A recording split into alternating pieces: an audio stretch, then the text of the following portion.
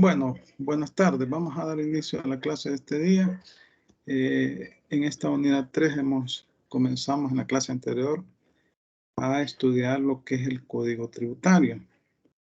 Estamos analizando los artículos más importantes del código, los primeros artículos, y esta unidad de eso se trata. También quiero decirles que en esta unidad me van a entregar como tarea un avance del trabajo que van a entregar, del trabajo final.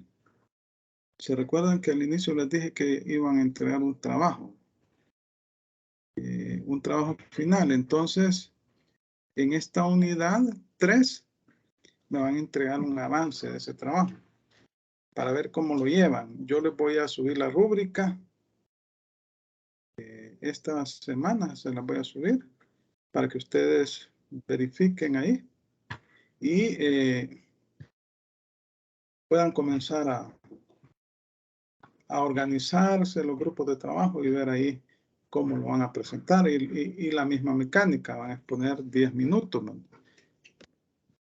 Y me van a explicar cuál es el avance que llevan de esa investigación que corresponde al último trabajo, al trabajo de la unidad 5. Lo que sucede es que hoy que estamos leyendo o estamos analizando el Código Tributario, vamos a ver las obligaciones formales y sustantivas. Y el trabajo precisamente de eso se trata, de las obligaciones formales y sustantivas.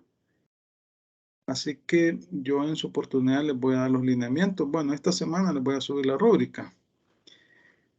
En cuanto a las notas, yo tengo hasta el día de mañana para subirlas, pero en el caso de ustedes las voy a subir este día.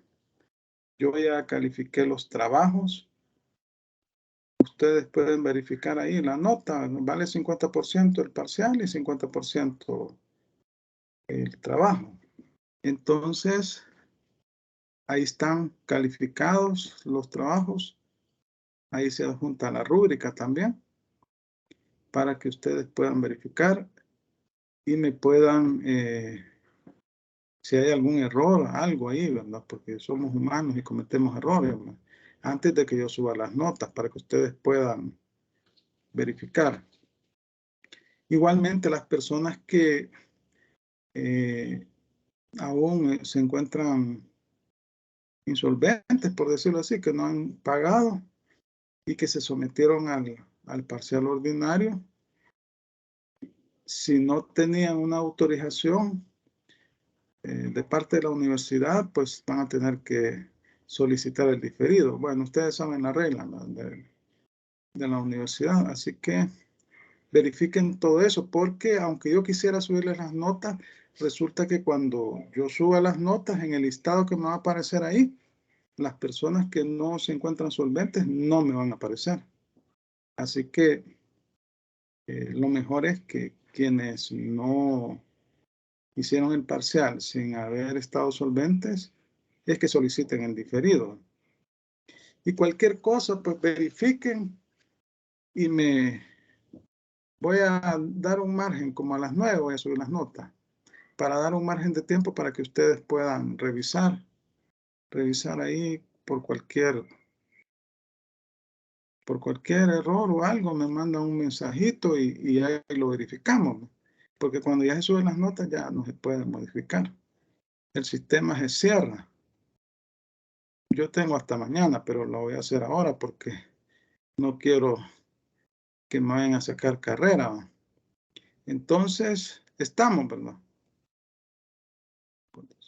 18 personas. Se encuentran por ahí, ¿verdad? Que solo veo la foto, pero no sé si se encuentran. Sí, aquí estamos. Va, Sí, aquí estamos. perfecto. Vaya. Entonces, verifiquen en el aula virtual la nota de su trabajo. Verifiquen ahí. Y hagan las cuentas, ¿verdad? Porque ahí la fórmula hay que modificarla. Dice error ahí.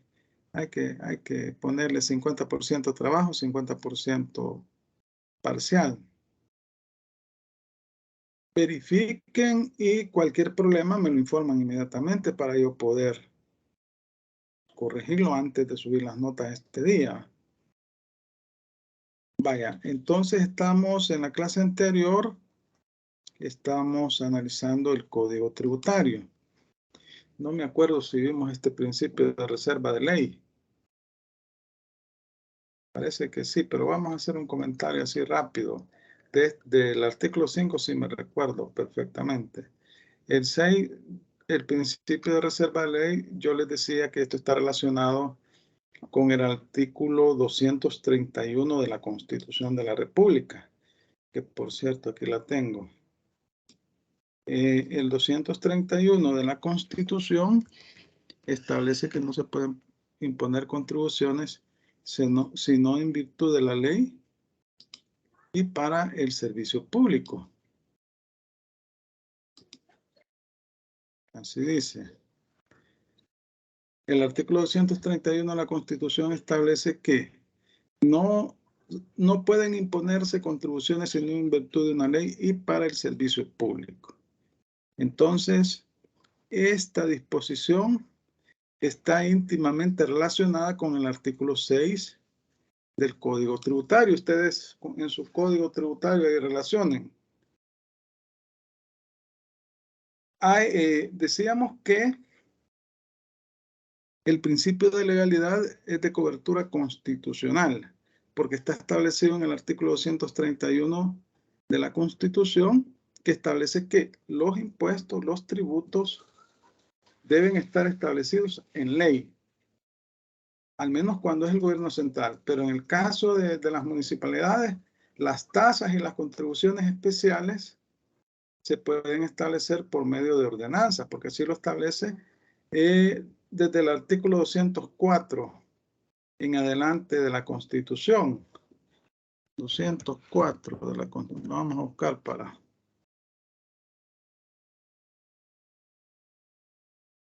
...204.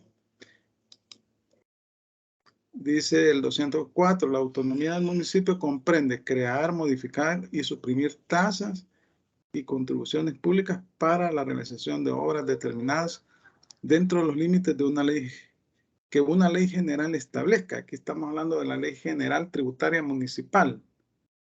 Aprobadas las tasas o contribuciones por el Consejo Municipal, se mandará a publicar el acuerdo respectivo en el diario oficial y transcurrido que sean 8 días después de su publicación, será obligatorio su cumplimiento. Vaya, entonces aquí estamos que los municipios pueden establecer tasas y contribuciones especiales por medio de ordenanzas. Decretar las ordenanzas y reglamentos locales, el 204 ordinal quinto. Y el ordinal sexto, que está íntimamente ligado con el 231, dice elaborar sus tarifas de impuestos y las reformas a las mismas para proponerlas como ley a la Asamblea Legislativa. Los municipios pueden elaborar proyectos de ley en materia de impuestos y les dan iniciativa y el Consejo Municipal los aprueba, el alcalde lo remite a la Asamblea Legislativa y allá en la Asamblea conocen en la Comisión de Municipalismo las leyes.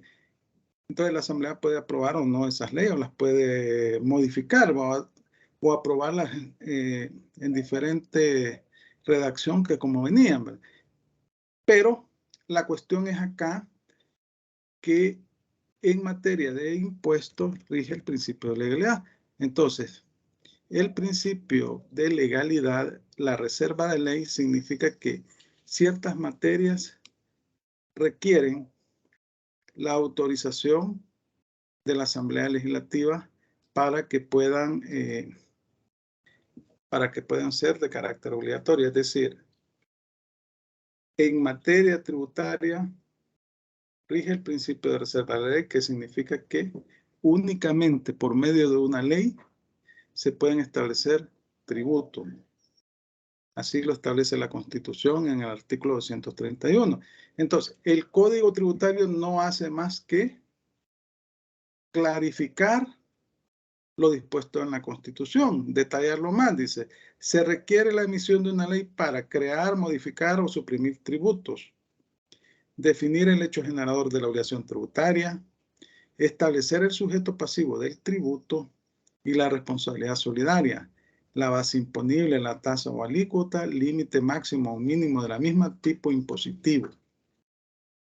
Se requiere una ley. No se puede hacer por medio de un reglamento. No se puede hacer por medio de una norma de carácter inferior a una ley. La ley es superior a un reglamento. Luego establece también que se requiere la emisión de una ley para otorgar exenciones, exoneraciones, deducciones o cualquier tipo de beneficio fiscal. Entonces acá también debemos de remitirnos a la Constitución, al artículo 131 de la Constitución, que establece las funciones o la competencia de la Asamblea Legislativa. Y el 131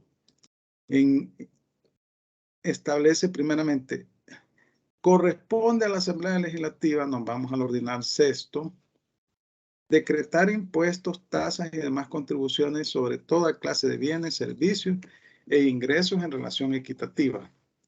Y en caso de invasión, guerra legalmente declarada o calamidad pública, decretar empréstitos forzosos en la misma relación si no va a estar en las rentas públicas ordinarias. Aquí tienen que relacionar el artículo 6, letra A, con el artículo 231 y el 131 ordinal sexto de la Asamblea Legislativa. Luego, en el ordinal 11 establece, corresponde a la Asamblea Legislativa decretar de una manera general beneficios e incentivos fiscales o de cualquier naturaleza para la promoción de actividades culturales, científicas, agrícolas, industriales, comerciales o de servicios. Estamos hablando de las exenciones de impuestos, de tributos y los beneficios e incentivos fiscales. Entonces, solamente las puede establecer la Asamblea Legislativa por medio de una ley. Y en el artículo 6, letra B del Código Tributario, establece que se requiere la emisión de una ley para otorgar exenciones, exoneraciones, deducciones o cualquier tipo de beneficio fiscal. Entonces aquí relacionan el artículo 131 ordinal 11 de la Constitución. Los tributos y las exenciones de impuestos solamente pueden ser otorgados por medio de una ley. Eso está reservado a la ley. No se pueden establecer ni por ordenanzas, ni por reglamentos, ni por otras normativas inferiores a la ley. En la letra C, fijar la obligación de pagar intereses tributarios, tipificar infracciones y establecer sanciones, incluyendo recargos y multas, establecer los procedimientos en materia tributaria, establecer facilidades de prórrogas de pago y garantías para los créditos tributarios. Aquí estamos hablando del decreto 720. El decreto legislativo 720 establece los intereses y recargos que se deben de pagar por el retraso en el pago de las obligaciones tributarias. Y este decreto establece que la Administración Tributaria publicará cada 6 meses la tasa de interés que se cobrará por las obligaciones tributarias que se encuentran retrasadas, los recargos también. Entonces, eso se publica en junio y en diciembre en periódicos de circulación nacional, porque así lo establece el decreto legislativo 720 que establece el pago de intereses y recargo por las obligaciones tributarias. Luego, en la letra D, regular los modos de extinción de la obligación tributaria. ¿Se recuerdan los modos de extinción? El primero, el pago, la prescripción, la confusión, la caducidad.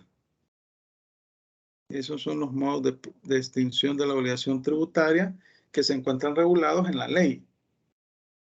Y hablamos, el pago es cuando usted cumple la obligación tributaria. Efectúa el pago en efectivo, en cheque o en un instrumento de fácil realización. Bueno, el caso de la confusión es cuando la administración tributaria se encuentra a la vez como acreedor y deudor del tributo. Y eso sucede cuando hablamos de instituciones públicas creadas por ley. La prescripción, aquí hablamos de la prescripción extintiva. Esta se da porque la administración tributaria no ejerce la facultad de cobro de la deuda tributaria y la prescripción opera por el mero transcurso del tiempo. Resulta que le compete a la Dirección General de Tesorería realizar el cobro administrativo de la deuda. Pero si alguien se encuentra en moroso de una obligación tributaria y la administración no realiza ningún tipo de actividad encaminada al cobro de la deuda tributaria y pasan 10 años, entonces opera la prescripción. Pero para que opere, el sujeto pasivo, el contribuyente, tiene que alegarla. Porque puede suceder que ya pasaron 11 años y la administración llega a cobrarle. Y si usted no alega la prescripción, se entiende que acepta el cobro y pagó. La caducidad es cuando las facultades de fiscalización de la administración tributaria terminan por disposición legal de ley, le caducan. La administración tributaria tiene 3 años para efectuar la fiscalización, la DGI, de las obligaciones tributarias cuando se ha presentado la declaración y 5 años cuando no se ha presentado ninguna declaración. Entonces, si transcurre el plazo de la caducidad y la administración tributaria no llega a fiscalizar esa deuda, aunque usted esté moroso con el fisco, es decir, la deuda no está firme, líquida y exigible, entonces ya no pueden fiscalizar y por ende usted se va a liberar de ese pago de esa deuda. Ahí es cuando prescribe, licenciado. Ahí caduca. Es que son dos situaciones diferentes. La prescripción son las facultades de cobro. Después que la deuda está firme, líquida y exigible. ¿Y cuándo está firme, líquida y exigible? Es firme la deuda cuando se le agotó el plazo para interponer el recurso de apelación establecido en el Código Tributario ante el Tribunal de Apelaciones de los Impuestos Internos, que son 15 días hábiles después que le notificaron la resolución. Entonces, ahí se vuelve firme la deuda. Líquida es cuando se cuantifica monetariamente, tanto el monto de la deuda tributaria como los intereses y las multas. Y exigible se vuelve cuando ya la administración tributaria comienza a efectuar el cobro de la deuda, porque ya está líquida, ya está firme y líquida.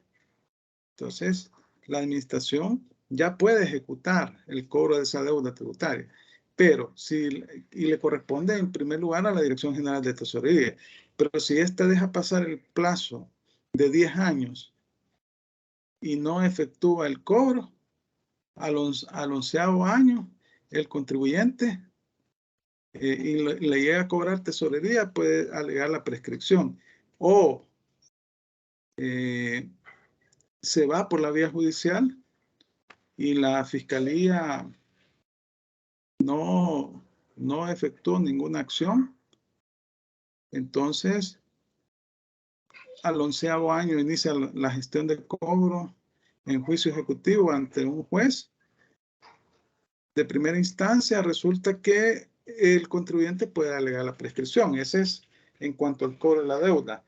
Pero cuando la administración tributaria tiene facultades de fiscalización para efectos de determinar la obligación tributaria si fue declarada en forma correcta.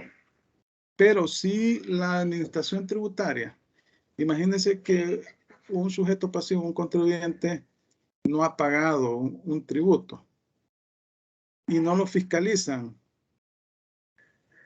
en los 5 años, porque si vaya, puede ser que presentó la declaración de renta, pero no efectuó el pago.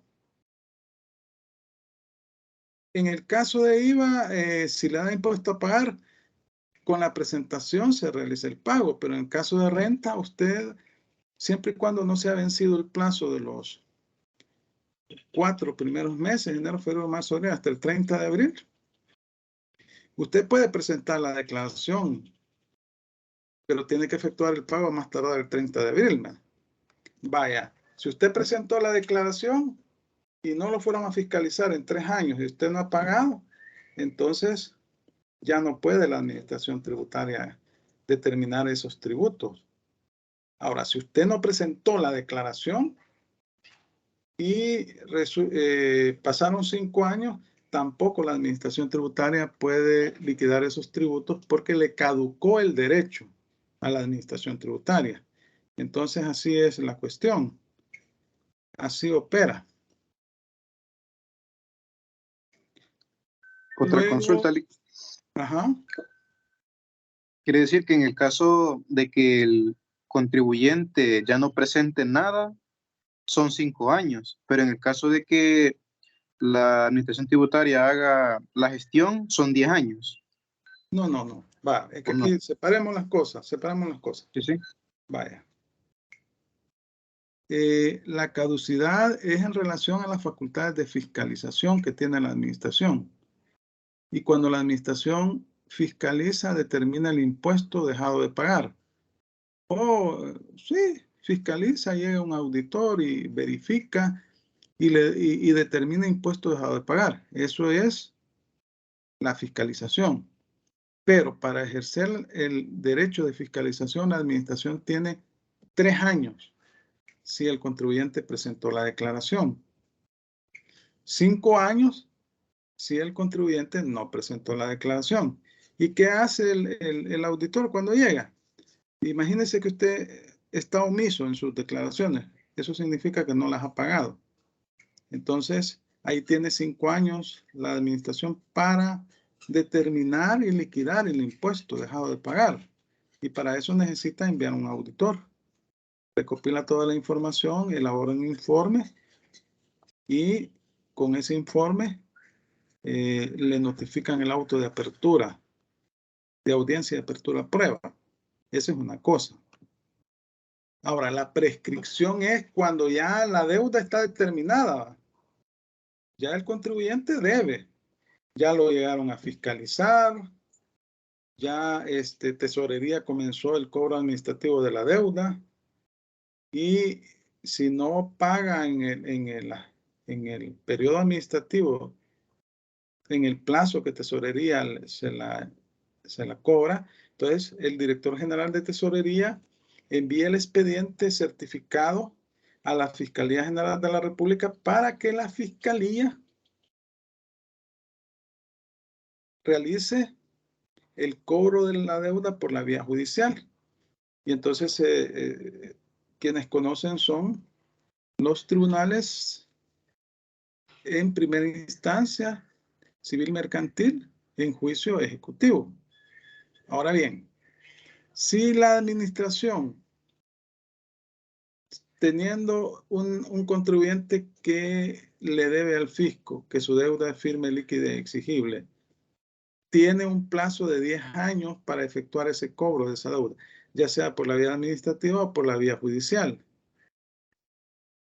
Si Tesorería y la Fiscalía General de la República dejan pasar ese tiempo, y no efectúan el cobro al 11º año, al año número 11, el contribuyente, imagínense que la fiscalía lleve el expediente hasta el 11 años por la vía judicial ante un tribunal. Entonces, ahí el contribuyente puede alegar que ya prescribió. Tiene que alegarlo, porque la otra es que no alegue nadie que pague. Entonces, la prescripción es la pérdida de un derecho por el mero transcurso del tiempo. Y aquí el derecho de cobro.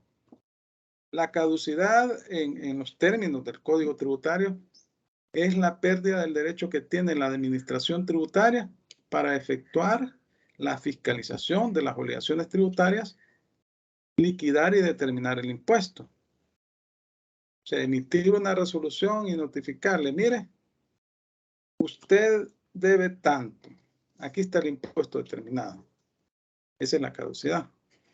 Y la prescripción está en relación al pago del tributo. Así es la cosa. ¿Estamos? Sí, estamos. Vaya. Luego, era lo que estábamos leyendo, el E. El cobro de intereses, les decía que hay un decreto 720 en donde se establece la tasa de interés que cobra la administración tributaria. Luego el F, establecer preferencias y garantías para el cumplimiento de las obligaciones tributarias. Pues a veces algunos contribuyentes cuando se encuentran peleando un caso, pues, o para que les den una solvencia de impuestos o una autorización, deben de dar una garantía. Y cuando pagan esa fianza o esa garantía, que puede ser también en dinero en efectivo, ya mientras el proceso sigue su curso. Y porque a veces quieren participar en alguna licitación pública y necesitan la solvencia o la autorización tributaria. El artículo 7 habla de la interpretación de la norma tributaria. Alguien que me lo lea, por favor. Ahí está en pantalla. Ahí lo pueden leer también.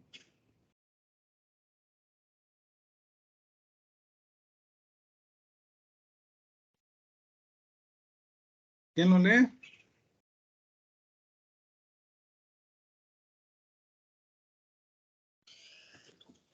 Artículo 7. Lo voy a leer yo. Hágame el favor. Interpretación de la norma tributaria. Artículo 7. Las normas tributarias se interpretarán con arreglo a los criterios admitidos en derecho y siempre bajo el contexto de la Constitución. En tanto, no se definan por el ordenamiento tributario los términos empleados en sus normas, se entenderán conforme a su sentido jurídico, técnico o usual según proceda. No se admitirá la analogía para extender más allá de sus términos estrictos el ámbito del hecho imponible o el de las exenciones. Vaya, acá estamos hablando cuáles son los criterios que se deben de utilizar por la administración tributaria y por los tribunales para la interpretación de las normas tributarias. En primer lugar, se deben de interpretar conforme a la Constitución, porque la Constitución de la República es la norma primaria, es la norma superior que emite lineamientos a todo el ordenamiento jurídico. En segundo lugar, se deben interpretar conforme a las mismas normas tributarias. O sea, el Código Tributario se interpreta conforme a su redacción o conforme a las demás normas. Por ejemplo, si estamos hablando de renta, la Ley de Impuestos sobre la Renta, IVA, Ley de Impuestos a la Transferencia de Bienes Muebles y a la prestación de servicios. Las normas se entenderán conforme a su sentido jurídico, técnico o usual, según proceda. O sea, los términos establecidos en las leyes tributarias. No se admitirá la analogía para extender más allá sus términos estrictos, el ámbito del hecho imponible o el de las exenciones. Vaya, cuando hablamos de la analogía es cuando se hace una interpretación utilizando otras normas de otra naturaleza que no son tributarias o utilizando la solución de casos que no son tributarios. Por ejemplo, puede ser en materia judicial que se resolvió un caso de una forma. Entonces, utilizando otra normativa que no es de naturaleza tributaria, porque la normativa tributaria tal vez no regula en forma específica un término legal. Entonces, eso lo prohíbe la ley, prohíbe las interpretaciones analógicas, ¿no? O sea que son extensivas, en donde se utilizan otro tipo de normas jurídicas que no tienen relación con las normas tributarias, en casos que se pueden considerar que son semejantes, ¿no? Eso en materia tributaria no está permitido. El artículo 8, normas y principios supletorios. ¿Alguien que me lo lea, por favor?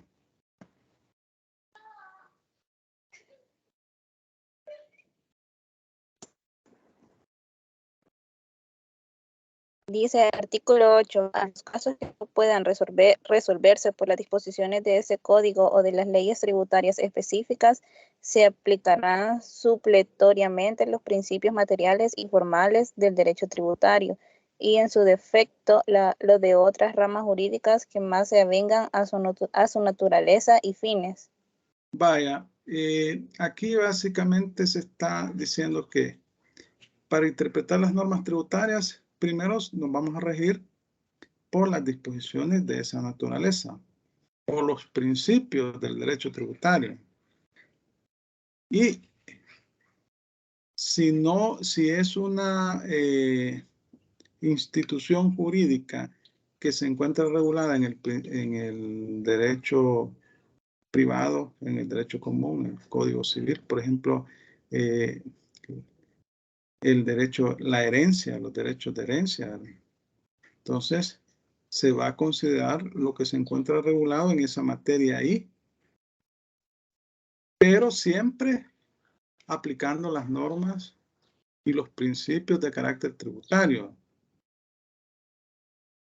Porque hay instituciones de naturaleza civil y mercantil que ya se encuentran regulados en el Código Civil, en el Código de Comercio, y que son las normas especiales, ¿verdad?, que regulan esas ramas.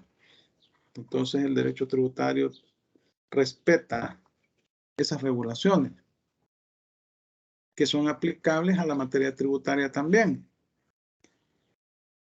El artículo 9 habla de conflictos de leyes. En caso de conflicto entre las normas tributarias y las de cualquier otra índole, con excepción de las disposiciones constitucionales, porque la Constitución es las normas primarias, predominarán en su orden las normas de este código, las leyes tributarias relativas a la materia específica de que se trate.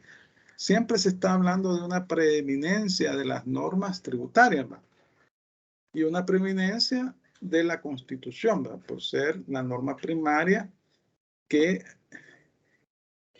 genera o da directrices a todo el ordenamiento jurídico nacional. En el artículo 10 se establece cómo se computan o cómo se contabilizan los plazos en materia tributaria. ¿Alguien que me haga el favor de leerlo, por favor?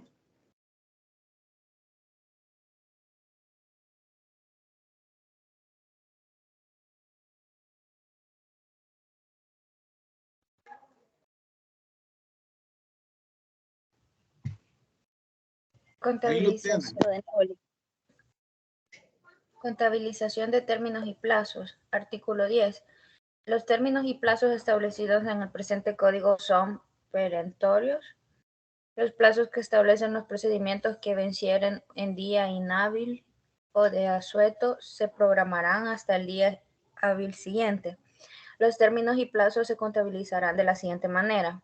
Si se señalan por días, se entenderá que son hábiles y se computarán desde el día siguiente al de la notificación del correspondiente acto administrativo. Y si se fija por meses o años, se entenderá que los mismos corren desde la fecha del mes o año en que se inician hasta igual fecha del mes o año en que terminen. Se entenderá como fracción de mes aquella que exceda del último mes completo transcurrido dentro del respectivo término. Si en el mes del vencimiento no hubiere día equivalente a aquel en que comience el cómputo, se entenderá que el término expira el último día del mes. Vaya, acá establece cuáles son las reglas que se aplican para el caso de los plazos en materia tributaria. Y en primer lugar, se establecen días hábiles. Bueno, primero dice que son perentorios. Perentorio es que una vez que el plazo venció, le caduca y usted ya no puede hacer nada. Por ejemplo, se le venció el plazo para presentar la declaración de renta, entonces la puede presentar extemporáneamente, pero le van a imponer una sanción y va a pagar intereses, ¿verdad? Intereses desde el día en que se venció el plazo. Luego, si vencen en día inhábil o de asueto, se prorrogan hasta el día hábil siguiente. Y en la clase anterior yo les preguntaba cuándo se vence el plazo de la declaración de renta. Se vence el 30 de abril, pero ¿cuándo cae 30 de abril? ¿Cuándo cae 30 de abril? Verifiquen en su calendario, parece que en la clase anterior hablamos de esto. Cae sábado. Cae sábado. ¿Y sábado es día hábil o inhábil? Es día inhábil. Es inhábil porque la administración tributaria trabaja de lunes a viernes. Vaya, entonces, ¿cuándo correspondería pagar el impuesto sobre la renta? ¿Cuál sería el último día si el 30 cae sábado? El 2 de mayo sería. Ajá, aquí dice, miren, los plazos que establezcan los procedimientos que vencieren en día inhábil o de asueto se prorrogarán hasta el día del siguiente. Vaya, ¿el 1 de mayo qué es? ¿Es día inhábil o es día de asueto? Es inhábil también. Ajá. No es lo mismo un día inhábil que un día de asueto. Deben de tener claridad en eso, porque los días inhábiles generalmente son los sábados y los domingos. Esos son los días inhábiles, que la administración pública no trabaja en esos días porque trabaja de lunes a viernes. Los días de asueto pueden caer en días inhábiles o en días hábiles.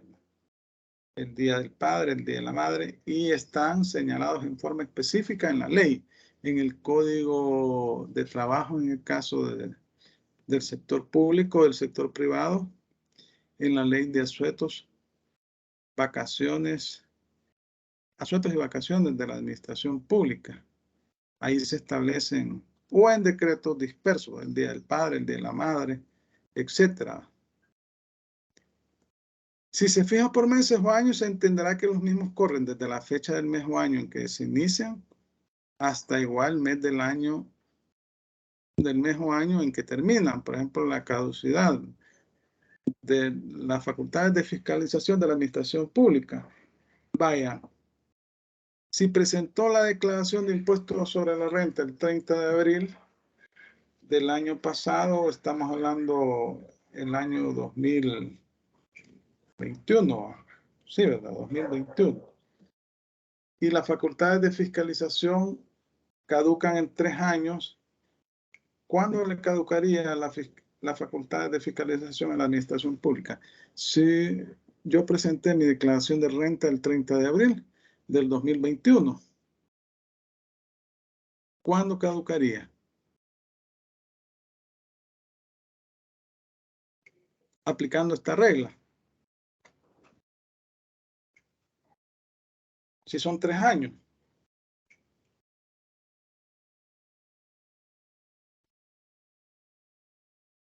Ajá.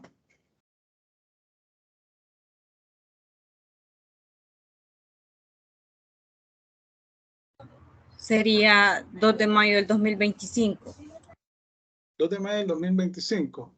Vamos a ver, estamos hablando del ejercicio 2021. Supongamos que el 2021, el 30 de abril, fue viernes.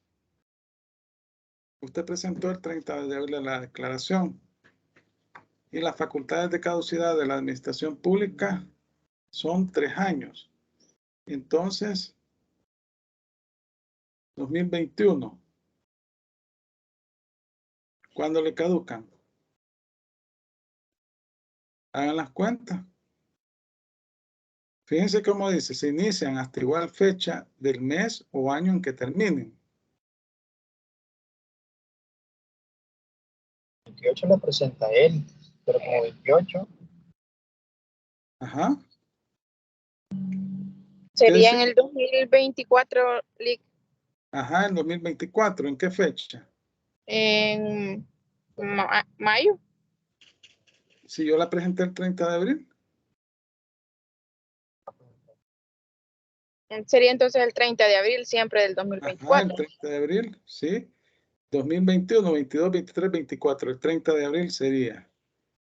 Y eso, miren, eso lo deben de manejar al dedillo los contadores y los abogados, porque si un cliente de ustedes le llegan a fiscalizar, lo primero que hay que ver cuándo se presentó la declaración y cuándo se vence el plazo de caducidad, porque a veces la administración tributaria ya llegan faltando 6 meses para que caduque el ejercicio o sus facultades de fiscalización, ¿verdad? Y entonces a la carrera quieren hacer todo. Y bueno, y ahí es la astucia del contribuyente, ¿va? Del contador, de su equipo, ¿va? Del contador, el abogado que esté ahí, para hacerle la vida imposible a la administración, ¿va? Porque ya se ha dado casos de esos. Y yo les digo porque yo trabajé en la Dirección General de Impuestos Internos y nos mandaban, yo era fiscalizador, auditor tributario, nos mandaban al filo de la caducidad, ya cuando hacían falta 6 meses y uno le sacaban carrera porque había que hacer el informe, pasarlo a audiencia de apertura a pruebas, luego hay una unidad de tasación ahí y tienen que fiscalizar, tienen que emitir la resolución y notificarla. Entonces, era bien complicado. Y así hacen siempre. Es un mal que tiene la administración tributaria. Bueno, vamos a ver, vamos a continuar acá. En el capítulo 4 están las definiciones de tributos, tasas, impuestos, tasas y contribución especial, ¿no? ¿Se recuerdan? Esto ya lo habíamos visto. Los tributos son obligaciones de carácter pecuniario que el Estado impone al particular para que éste contribuya a los gastos públicos, que colabore con los fines del Estado. Es decir, la administración necesita recaudar tributos para poder financiar sus actividades, cumplir con los fines establecidos en la Constitución. Y entonces hablamos que hay una clasificación tripartita entre impuestos, tasa y contribución especial, ¿va? Que esto ya lo explicamos suficientemente, ¿va? ¿Cuál es la característica del impuesto? A ver si recuerdan. Ajá. ¿Cuál es la característica del tributo? Del impuesto, mejor dicho. Les consulto. Ajá.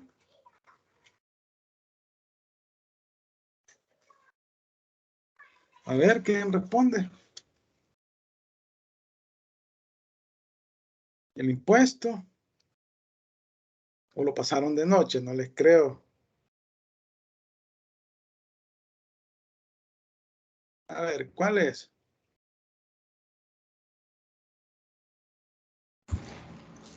¿Que son obligatorios, licenciada?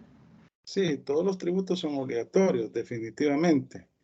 Pero, por ejemplo, ¿cuál es la diferencia entre el impuesto y la tasa?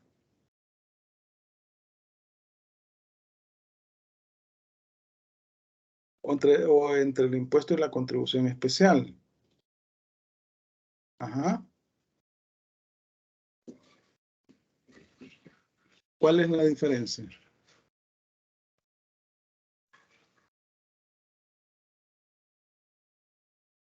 No les creo que no sepan.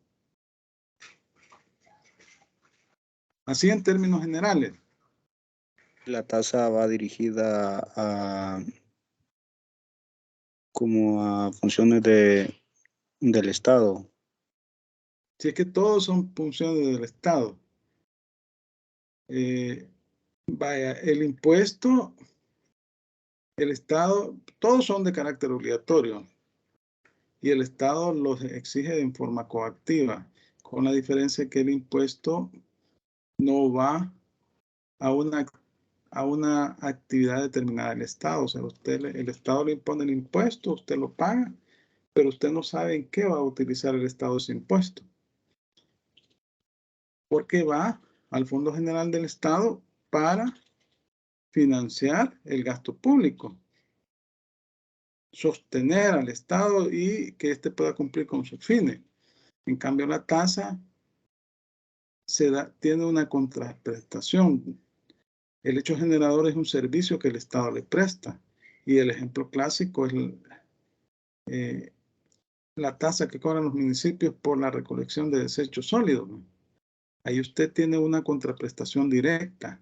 El hecho generador es ese servicio que presta. Cuando usted va a inscribir una escritura pública al registro, por esa inscripción usted paga una tasa, es el servicio que le está prestando. En cambio, y por otra parte, la contribución especial va para un fin específico. Y la persona de manera individualizada recibe ese beneficio. Por ejemplo, cuando construyen una carretera que va a pasar por su casa, usted obtiene un beneficio de carácter económico, porque su inmueble aumenta de valor. Usted tiene una plusvalía. O las contribuciones de seguridad social. Bueno, que no es un buen...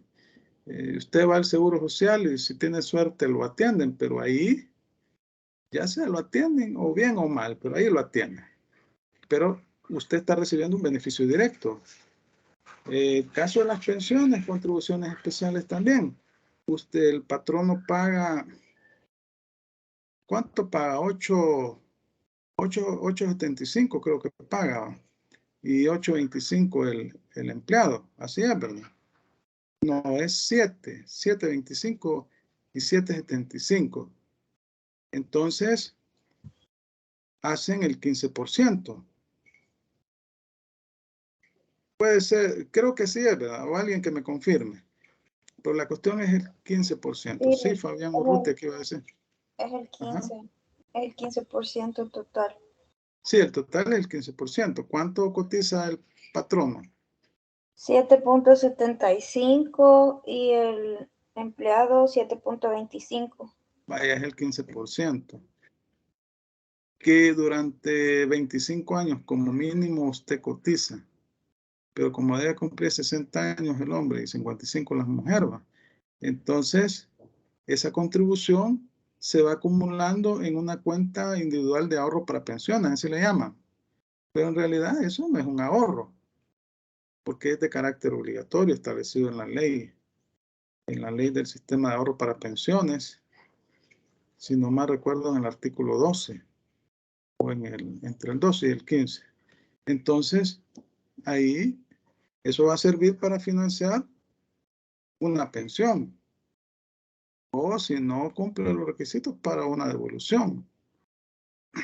Entonces, en la contribución especial usted recibe un beneficio palpable directo. La tasa es un servicio que le presta el Estado por el cual usted debe de pagar. Y el impuesto es una obligación que impone el Estado, pero que no va para una actividad específica. Va en la contribución del FOVIAL, pero ustedes lo platicaron en las exposiciones. El FOVIAL se supone que es una contribución especial que va, cuyo destino es el mantenimiento de la red pública. Y bueno, entonces, esa temática ya la habíamos analizado del artículo 16 al 18. También ya habíamos hablado de lo que son los sujetos. El activo, que es el Estado. El pasivo, que se divide en contribuyente y responsable. El contribuyente respecto al cual se realiza el hecho generador y responsables son aquellos sujetos que por disposición legal de ley deben de realizar ciertas actividades exigidas por la ley. Entonces, pero el Estado es el sujeto activo. Es el ente acreedor del tributo, es el sujeto que cobra el tributo, a quien se le debe efectuar el pago del tributo. Y el Estado efectúa el cobro de las obligaciones tributarias por medio del Ministerio de Hacienda a través de la Dirección General de Impuestos Internos, que es el ente competente, y de la Dirección General de Tesorería. En el artículo 20 se establece el concepto para efectos tributarios de lo que es un acto administrativo. Para los efectos de este código se entenderá por acto administrativo la declaración unilateral productora de efectos jurídicos singulares, sea de trámite o definitivos, dictada por la administración tributaria en el ejercicio de su potestad administrativa. Los actos administrativos son una serie de disposiciones o declaraciones unilaterales establecidas por la administración pública por medio de alguno de sus funcionarios, por medio de los cuales se realizan determinadas actividades. Por ejemplo, es un acto administrativo el auto de designación de auditor. Cuando van a efectuar una fiscalización, le notifican un documento que se denomina auto de designación de auditor. Ahí se establece firmado por el funcionario competente de la administración tributaria y se establece que o se identifica a una persona, el señor tal, miembro del cuerpo de auditores de esta dirección general, está facultado para verificar el cumplimiento de las obligaciones tributarias del 1 de enero al 31 de diciembre del 2015 del impuesto sobre la renta. Así que se le ruega prestarle la colaboración respectiva y señala las disposiciones legales con base a los artículos tales y tales. Eso se lo notifica al contribuyente y ahí se sabe, ahí se le está notificando un acto unilateral emitido por la administración. ¿Por qué es unilateral? Porque no le pidieron opinión, porque fue emitido por la administración tributaria en el ejercicio de sus funciones establecidas en la ley. Igual el requerimiento de información que acompaña a ese auto de designación, de que le pide los libros de IVA, los libros de contabilidad, etc. Eso también son actos administrativos. El auto de designación, el auto de apertura de audiencia y apertura a pruebas, cuando le notifican el informe elaborado por el fiscalizador y le dan un plazo de audiencia y para que presente pruebas, es otro acto administrativo. La resolución por medio de la cual la administración tributaria liquida de oficio los impuestos de un contribuyente también es un acto administrativo. Y entonces todos los documentos emitidos en el ejercicio de sus facultades por parte de la administración tributaria dirigidos a los contribuyentes o a los responsables son actos administrativos, son declaraciones unilaterales de voluntad emanadas de la administración tributaria con base al ordenamiento jurídico y con base a sus potestades. En el artículo 21 se establece que se entiende por administración tributaria y ahí se excluye a la Dirección General de Aduana. Dice que cuando en las normas del presente código se haga alusión a la expresión administración tributaria, deberá entenderse que se hace referencia al Ministerio de Hacienda a través de las direcciones respectivas responsables de la administración y recaudación de impuestos. Vaya, acá debemos de relacionarlo con el artículo 1, porque en el artículo 1 se establece cuál es el objeto. Y el 2, el 1 es el presente código, contiene los principios y normas jurídicas aplicables a todos los tributos internos. Aquí no aplican los tributos a la importación, bajo la competencia de la administración tributaria. Y luego en el 2, este código se aplicará a las relaciones jurídicos tributarias que se originen de los tributos establecidos por el Estado, con excepción de las relaciones tributarias establecidas en la legislación aduanera y municipales. Excluye a la Dirección General de Aduanas y a los municipios, ¿no?, que tienen sus propias leyes que rigen sus competencias. Bueno, aquí estamos, ¿no?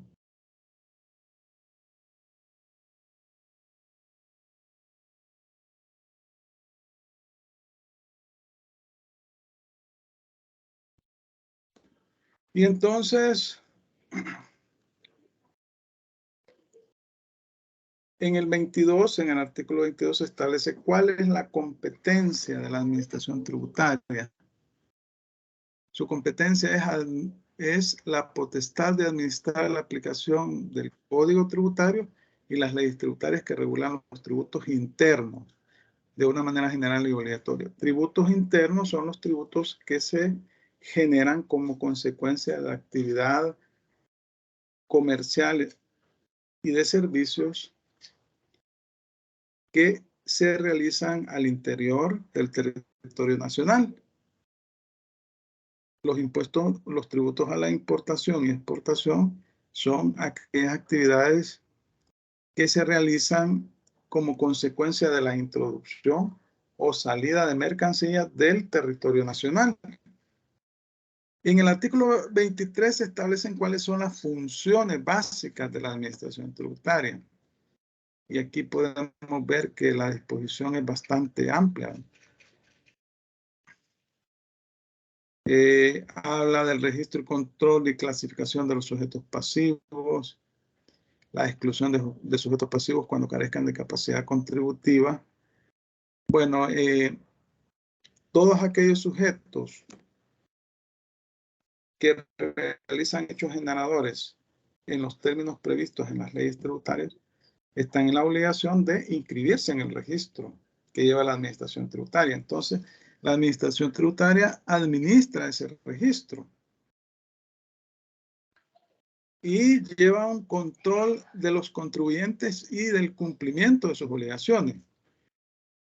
También realiza el control de no solo de los contribuyentes, que son los que realizan el hecho generador, ¿no?, sino también de los responsables. Y aquí tenemos los agentes de retención y de percepción, las facultades de fiscalización, liquidación oficiosa, la aplicación de sanciones, el cobro administrativo de la deuda tributaria,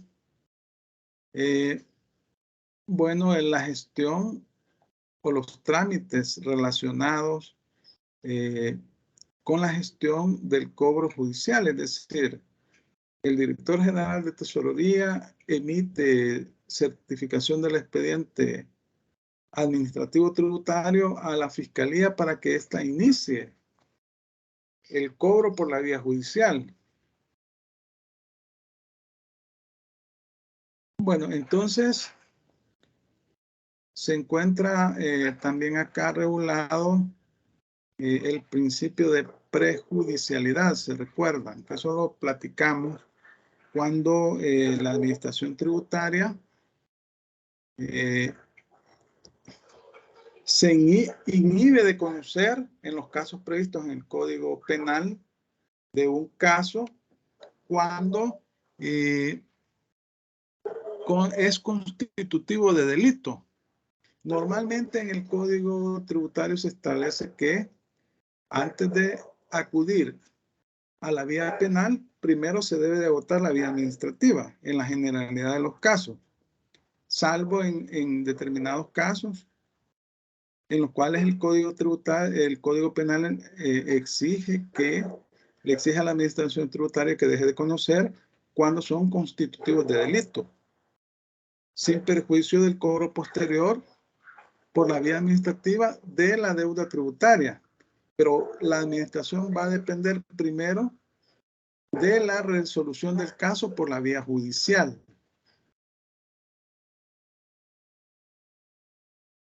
En el artículo 24 se establecen el registro de expedientes y documentación. La administración tributaria lleva un expediente administrativo de todos los contribuyentes. Ahí se lleva un expediente de las declaraciones que ha presentado, si se está realizando una fiscalización también, ¿verdad? Leamos el artículo 24. Ahí lo tienen en pantalla. Artículo 24. Registros, expediente y documentación. Artículo 24. La administración tributaria deberá llevar registros en lo pertinente de todos los contribuyentes inscritos y de toda persona que revele capacidad contributiva, aun cuando eventualmente no estuviera obligada al pago del impuesto. También deberá llevar registros de todos los obligados formales o responsables que permitan su identificación y localización oportuna. En caso de pérdida o destrucción del registro de un contribuyente o del expediente en que se contenga, así como de cualquier documento relativo al mismo, es facultad de la Administración Tributaria proceder a su reposición.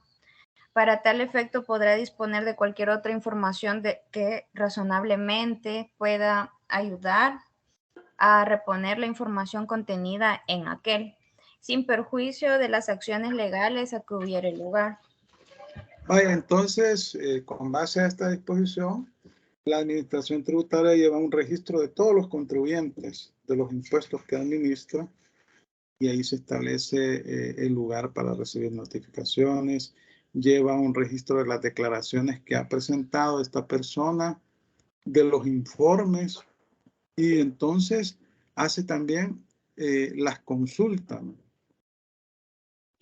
con otras autoridades cuando está realizando una fiscalización, las famosas compulsas, ¿no? Y hace cruces de información. Para eso le sirve este registro de contribuyentes. Y entonces debe de llevarlo actualizado, ¿no?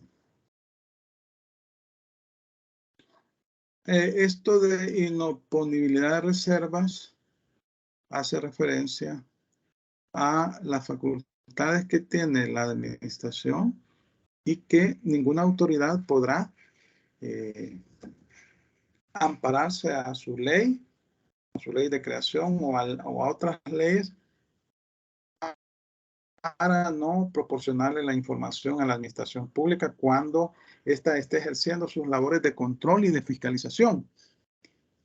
El artículo 25 establece que cuando la administración tributaria ejerce la facultad de fiscalización, verificación, inspección, investigación y control establecidas en el presente código, no le será oponible reserva alguna, salvo que aquellas personas que, atendiendo a su condición, el suministro de información constituya delito de conformidad con las leyes penales. Hace algunos años se dio un caso con la banca. Los bancos no querían proporcionar información a la administración porque la ley de banco les prohibía revelar el famoso secreto bancario. Pero se hicieron reformas al Código Tributario y a las leyes tributarias.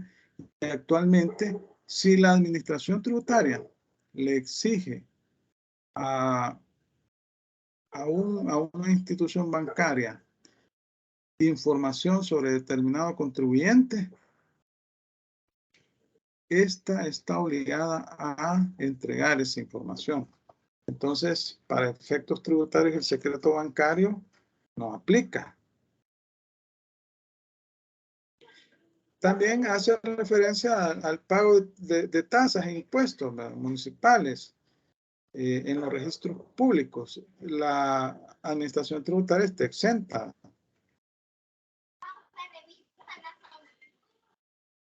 Ahora, en el caso de las tasas y contribuciones especiales que normalmente cobran las municipalidades, obviamente las tasas por alumbrado eléctrico, por la recolección de desechos sólidos, etc. En eso sí no está exenta en los edificios que están en determinado municipio que correspondan a la administración tributaria. Vaya, miren, aquí en el artículo 26 se regula lo que son las consultas y sus efectos. Las consultas que normalmente hacen los contribuyentes a la administración pública cuando quieren aplicar la ley a un caso concreto. Obviamente que estas consultas no son vinculantes. La administración tributaria las evacúa, emite su opinión, pero no generan ningún tipo de obligación. Leamos el artículo 26. Consultas y sus efectos. Ahí está en pantalla.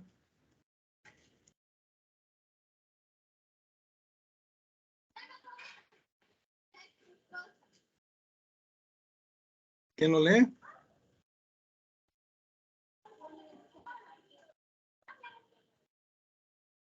Artículo 26.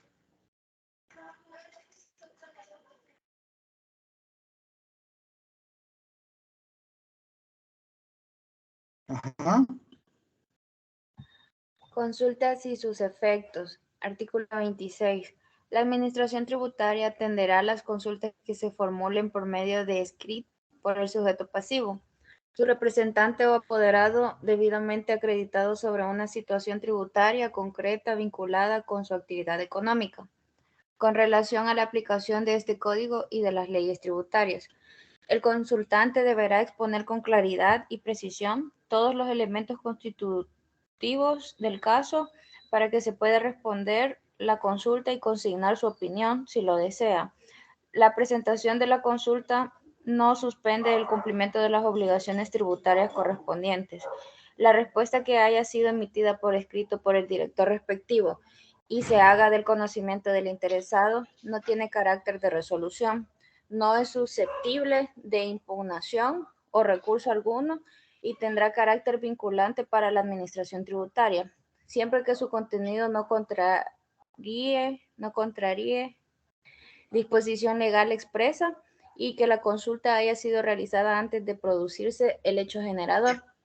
La respuesta a la consulta dejará de ser vinculante para la administración tributaria cuando hayan sido modificadas las condiciones que la motivaron y la legislación aplicable. Asimismo, cuando la jurisprudencia sobre la constitucionalidad de las leyes relacionadas con las actuaciones de la administración tributaria establezcan criterios legales diferentes a los sostenidos por la administración, en los términos establecidos en el artículo 5 de este código. Es potestad de la administración tributaria negarse a dar respuesta a consultas que no sean efectuadas por el contribuyente o responsable, cuando la consulta sea realizada por personas que no estén debidamente acreditadas. La respuesta deberá emitirse dentro del plazo de 45 días hábiles contados a partir de la presentación de la consulta y solo surtirá efectos en el caso concreto específicamente consultado. Vaya, miren, aquí hay situaciones importantes de señalar. La respuesta que haya sido emitida por escrito por el director respectivo y se haga del conocimiento del interesado no tiene carácter de resolución. No es susceptible de impugnación, o sea, no puede usted, si no está de acuerdo con la respuesta que le da el director general de impuestos internos, interponer un recurso de apelación, ¿verdad?, ante el Tribunal de Apelaciones de los Impuestos Internos. Y dice, fíjense que esto es bien contradictorio y tendrá el carácter de vinculante para la administración tributaria siempre que su contenido no contraríe disposición legal expresa y que la consulta haya sido realizada antes de producirse el hecho generador. usted consulta cuando tiene un problema en concreto y necesita una solución a su caso. Y luego dice, la respuesta a la consulta dejará de ser vinculante para la administración tributaria cuando hayan sido modificadas las condiciones que la motivaron y la legislación aplicable. Asimismo, cuando la jurisprudencia sobre la constitucionalidad de las leyes emanadas de la Sala de lo Constitucional de la Corte Suprema de Justicia y la doctrina legal relacionada a las actuaciones de la administración tributaria establezcan criterios legales diferentes. Básicamente lo que le está diciendo es, mire, no es vinculante, porque es una consulta. Es una consulta. Entonces la administración no se puede comprometer a dar una respuesta y después resulta que el contribuyente, en atención al contenido de esa respuesta, realiza determinado acto y después la administración en el ejercicio de sus facultades de fiscalización establece que es incorrecta la forma como realizó el trámite del contribuyente o aplicó la ley. Entonces, por eso le dice, mire, si antes de que se realice el hecho generador y que va a ser, dejará de ser vinculante cuando hayan sido modificadas las condiciones que la motivaron. Entonces, le está diciendo, mire, le voy a dar, desde mi punto de vista, le dice el director general, y es que en realidad el director general de impuestos internos a lo sumo le puede dar una opinión, pero cuando se aplica la ley, pues puede suceder que sea contraria a la ley o que sea un criterio personal, y por ese motivo es que establece este tipo de reglas, ¿no? Mire, si cambiaron las condiciones o si el funcionario que emitió la respuesta lo hizo a título personal y aplicó en forma incorrecta la ley, entonces no es vinculante. Luego también la administración tributaria establece guías de orientación y opiniones. Fíjense que antes de que existiera el Código Tributario, solo teníamos la ley de IVA, la ley de renta, leyes tributarias, ¿no? Y en esas épocas yo me acuerdo que cuando entró en vigencia la ley del IVA, la administración tributaria emitió una serie de instructivos. Eran instructivos que regulaban diferentes materias de la ley de IVA y eran de carácter obligatorio para los contribuyentes y para la administración pública. Entonces, estos instructivos regulaban ciertos aspectos de IVA, de renta, y incluso hasta un librito vendían, lo vendían en librito, ¿va? Todos los instructivos de la DGI. Pero lo que sucedió fue que cuando la administración se dio cuenta de que ese tipo que no tenía competencia para emitir ese tipo de regulaciones, porque una cosa es establecer una guía de orientación y opiniones, ¿no? Y otra cosa es emitir un instructivo de carácter vinculante. O sea, básicamente estaba legislando y eso solo es posible por medio de ley, porque aquí rige el principio de legalidad, ¿no? De reserva de ley. Y la materia tributaria está reservada a la ley. Entonces, actualmente establece guías de orientación y opiniones para orientar a los contribuyentes. Y dice el artículo 27, la administración tributaria divulgará la guía de orientación con la finalidad de facilitar a los contribuyentes y a los responsables del impuesto el adecuado conocimiento y comprensión de sus obligaciones en materia tributaria, a efecto de propiciar el cumplimiento voluntario de las mismas, al igual que las opiniones que emita por escrito en respuesta a consultas realizadas por el mismo medio, por los sujetos de los impuestos que administra. Estas son guías de orientación dirigidas al contribuyente para facilitarles la presentación de las declaraciones y el cumplimiento de sus obligaciones tributarias, formales y sustantivas. En el artículo 28 se establece la reserva de la información. la información contenida en los registros y archivos de la administración tributaria es de carácter reservada, salvo que por medio de requerimiento de naturaleza judicial se establezca a un juez, le solicita una información a la administración tributaria sobre determinada persona. Pero los datos contenidos en los registros de la administración tributaria son de carácter reservado. Únicamente pueden atender requerimientos de las Fiscalías General de la República y los jueces, ¿no? Cuando estén conociendo de casos específicos, ¿no? Solo en esos casos. Pero incluso se veta a los empleados de la administración pública la posibilidad de que puedan ellos revelar ese tipo de información. Si lo hacen, va a tener consecuencias legales para el empleado, ¿no? Porque revelar información de ese tipo es constitutiva de un delito. Entonces, el Código Tributario en este sentido es bastante duro y prohíbe que cualquier persona, sea empleado de la administración o no, pueda revelar información de los contribuyentes que se encuentra contenida en las bases tributarias, salvo que se esté conociendo de un caso penal, como les decía, o de un caso en materia judicial. Entonces, que lo requiera la fiscalía o un juez que estén conociendo de ese caso. En el artículo 29 se establece prohibiciones a los empleados que laboran en la administración pública, a los auditores, a los abogados, al personal técnico. Se establece el artículo 29 que el personal de la administración tributaria está inhabilitado para ejercer por su cuenta, por interpósita persona, funciones que en alguna forma estén vinculadas a la aplicación de las normas tributarias, como brindar asesoría tributaria, llevar contabilidad, realizar auditorías internas, externas, financieras, operativas y otras particulares, efectuar trámites y gestiones ante la misma administración. So pena de destitución del cargo y sin perjuicio de la responsabilidad penal.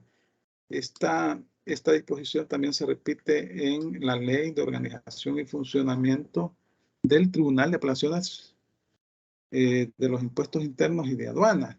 Entonces, lo que se pretende es tener, por una parte, la fidelidad de la información y por otra parte, mantener empleados que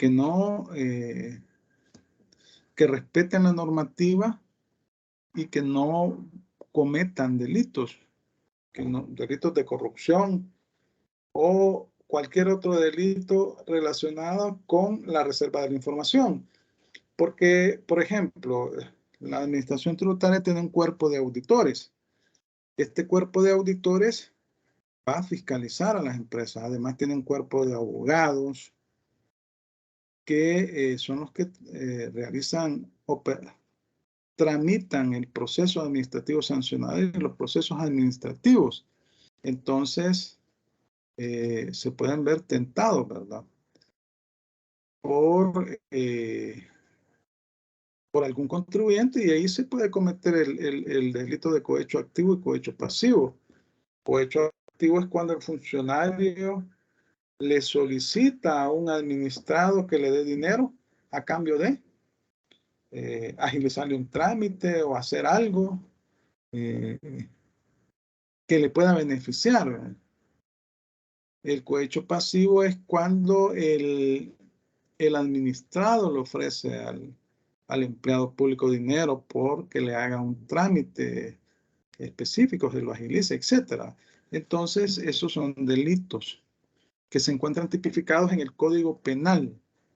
Y si una persona se ve involucrada en ese tipo de situaciones, pues además de la responsabilidad administrativa, que lo van a destituir, va a ir a parar a la cárcel, ¿verdad? Entonces ya se han dado casos de estos en la administración tributaria. El problema son los sueldos, ¿verdad?, que les pagan a los auditores, ¿verdad?, a los funcionarios, a los empleados. Y bueno, por esos bajos sueldos que la administración tributaria, el Ministerio de Hacienda ofrece a sus empleados técnicos especializados, pues es que a veces caen en tentaciones, ¿no? Vaya, entonces, luego en el capítulo 3 hablamos de los sujetos pasivos de responsabilidad y decíamos que los sujetos pasivos son aquellas personas que están obligadas al cumplimiento de prestaciones tributarias y se clasifican en contribuyentes y responsables. El contribuyente es aquel sujeto respecto del cual se realiza el hecho generador, el comerciante, digamos, y el responsable es aquel sujeto, aquella persona que la ley establece el cumplimiento de una obligación, y ahí caen los contadores, los notarios, los empleados, ¿verdad?, los representantes legales, etc. Entonces, en esos casos, la misma ley establece que los contribuyentes, los responsables, deben de cumplir con las obligaciones establecidas en la ley para asegurar el cumplimiento de la obligación tributaria sustantiva que está relacionada con el pago de los tributos. Esa es la principal obligación, ¿no?, garantizar el pago o el cumplimiento de la obligación tributaria. El término de solidaridad regulado en el artículo 31 del Código Tributario hace referencia a el cumplimiento de la obligación tributaria no solamente por parte del contribuyente, sino que de otros sujetos responsables que responden ante la administración tributaria por el pago de la obligación tributaria de forma solidaria. El artículo 31 dispone que los obligados respecto de los cuales se verifica un mismo hecho generador de la obligación tributaria son responsables en forma solidaria del cumplimiento de dicha obligación. Cada deudor solidario lo será del total de la obligación tributaria. Pues aquí se puede dar el caso, por ejemplo, de las uniones de personas, las UDP, ¿verdad?, que se unen, pero no formalizan ningún tipo de contrato y elaboran una especie de convenio temporal por un periodo determinado y por un plazo específico y para una actuación específica, y entonces realizan hechos generadores. Todos ellos son obligados responsables al pago de la obligación tributaria. Asimismo lo son los representantes legales de las sociedades. Entonces, en los demás casos, la solidaridad debe ser establecida expresamente en la ley, porque aquí fija el principio de legalidad. ¿Cuáles son los efectos de la solidaridad? El cumplimiento de la obligación puede ser exigida totalmente a cualquiera de los obligados solidarios. Es decir, que la administración tributaria puede no solamente exigir el pago de la deuda al contribuyente, sino que a los demás responsables, en forma conjunta o individual, y que pague tiene el derecho de repetición sobre los demás. Es decir, si un responsable paga una deuda tributaria generada por un contribuyente, tiene el derecho de poderle exigir el pago de esa obligación al contribuyente, o sea, que él realizó. El cumplimiento total de la obligación por uno de los obligados libera a los demás. Si está el obligado principal y están los responsables y paga uno de los responsables, ahí se extingue la deuda tributaria, pero el responsable puede repetir en contra de los demás, ¿verdad? para que o en contra del contribuyente, el principal responsable, para que éste le cancele lo que pagó por él. El cumplimiento de un deber formal por parte de uno de los obligados no libera a los demás cuando por disposición legal expresa se exige que los otros obligados lo cumplan. Aquí estamos hablando de obligaciones formales, ¿no? Ciertas obligaciones que las obligaciones formales no están relacionadas con el pago del tributo, pero sí con otras obligaciones que deben de cumplirse para garantizar el pago de los mismos. Bueno, nos vamos a quedar hasta acá porque ya veo que ya son las 6:28. Si tienen alguna consulta sobre lo que hemos platicado en este momento, este es el momento para hacerla. Si no, yo les repito la información que di al inicio. Ya están calificados los trabajos. Ya ustedes pueden verificar las notas ahí. Acuérdense que vale el 50% la nota del trabajo y 50% el parcial, para que hagan sus cuentas ahí. Yo este día voy a publicar las notas en el sistema más noche y espero que ustedes revisen, porque pueden haber errores humanos, ¿vale? Uno se puede equivocar. Verifiquen en el sistema la nota del trabajo, verifiquen la nota del parcial, y también deben de tomar en cuenta que a aquellas personas que en la carátula les pusieron que solo participaron el 50% y tienen 10, imagínense que sacaron 10 en el trabajo, pero le pusieron que participó el 50%, va a tener 5, y así, en forma proporcional, va a tener la nota equivalente al porcentaje que le pusieron, ¿no? Y también aquellas personas que no se encontraban solventes y realizaron el parcial, aunque yo quiera registrarle la nota, no voy a poder porque no me va a aparecer reflejado el nombre del estudiante. Entonces, lo mejor es que si no tenían una autorización, lo mejor sería que ustedes soliciten el diferido. Ustedes, les pido de favor que verifiquen su nota. Cualquier situación que ustedes vean ahí que no está correcta, háganmelo saber inmediatamente. Yo, como a eso a las 8 o 9 de la noche, voy a subir notas. Así que les doy ahí el margen de tiempo para que verifiquen. Y bueno, si no hay consultas, pues nos vemos el miércoles.